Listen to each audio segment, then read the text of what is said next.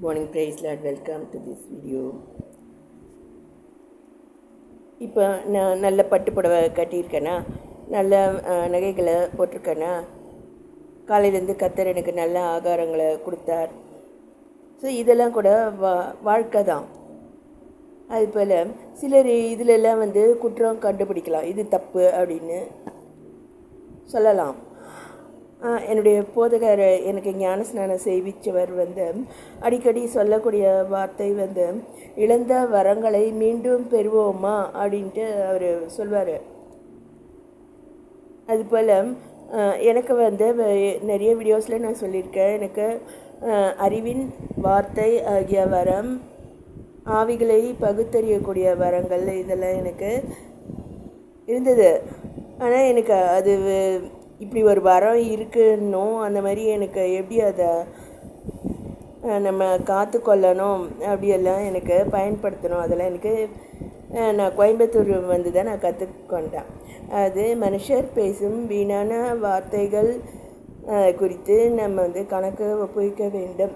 அதெல்லாம் நான் இங்கே தான் பயிற்சிக்க சபை பயிற்சியில் எனக்கு கர்த்தர் கொடுத்தார்.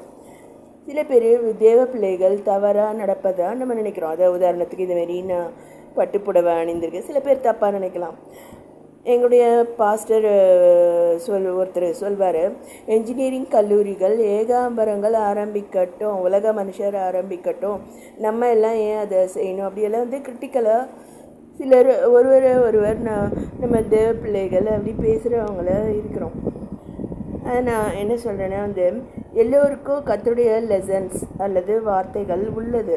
ஏற்கனவே சொன்னது போல் சிலர் 1ஆம் வகுப்பாக இருக்கலாம், சிலர் வேறு வகுப்புகளாக இருக்கலாம். எல்லோருக்கும் கர்த்தருடைய பாடம் இருக்குது. சிலர் மேரேஜோட ஜபத்தியாக அவிச்சிட்டு உலகத்தில் அதுமாரி சம்சார சாகரத்தில் பிள்ளைகளை வளர்க்கணும் அப்படியெல்லாம் கோபதாபத்தில் வீட்டில் கற்றுவாங்க, குடும்ப சண்டை அப்படி இப்படின்ட்டு போயிடுவாங்க. சில உண்மை ஊழியர்கள் கூட அதுமாரி கடைசியில் end up as school college அந்தமாரி போயிடுறாங்க. அதுமாரி பணம் அதுமாரி போயிடுவாங்க. இது போல் ஆனால் அது ஊழியம்னு நினைக்கிறாங்க. எல்லோரோடையும் கத்தரிக்காலங்களை பேச ஆலோசனை கொடுக்க விரும்புகிறார். நம்ம தான் அதை தேடி நம்ம கண்டடைய வேண்டும். தமிழத்தில் கற்றுக்கொள்ளவே தற்பரன் சொல்லி இருக்கிறார். எல்லாமே எனக்கு தெரிஞ்சிடுச்சு அப்படின்னு நம்ம நினைக்கக்கூடாது. அப்படி நினைக்கிறவங்க இன்னும் ஒன்றையும் அறிய வேண்டிய பிரகாரமாக அறியவில்லை அப்படி வசனம் இருக்கேன். உதாரணமாக பார்த்தீங்கன்னா ஒருத்தர் சொன்னாங்க, சுவிட்சு போட்டால் தான் ஃபோன் சார்ஜ் ஆகும் அல்லது லைட்டு எரியும் அப்படின்னு அவங்க சொன்னாங்க. சுவிட்சு போட்டால் லைட் எரியுன்றது பேசிக் எல்லாருக்கும் தெரியும். நான் என்ன சொன்னேன்னா, உங்கள் சர்ச்சில் ஒரு ஏசிக்கு நான் 7-8 ஏசி ஃபிக்ஸ் பண்ணி இருக்கிறீங்க. பட் ஏதோ தவறாக நடக்குது அப்படின்னா உலகம் நம்மளை பார்த்துட்டே இருக்க உலக மக்கள்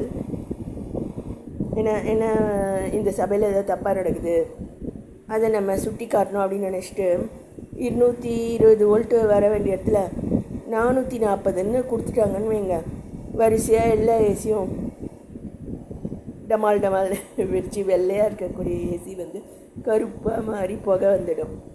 ஸோ இது அடுத்த லெசன். ஸோ அதைத்தான் நான் இதில் சொல்ல விரும்புகிறேன். ஸோ உங்களுக்கு சுவிட்சு போட்டால் லைட் எரியுன்ற அளவுக்கு தெரிஞ்சிருந்தால் அடுத்த லெசன் 440 வந்துச்சுன்னா உங்களுடைய ஏசி கருப்பாக ஆகிடும், புகை வந்துடுங்கிறது தான்.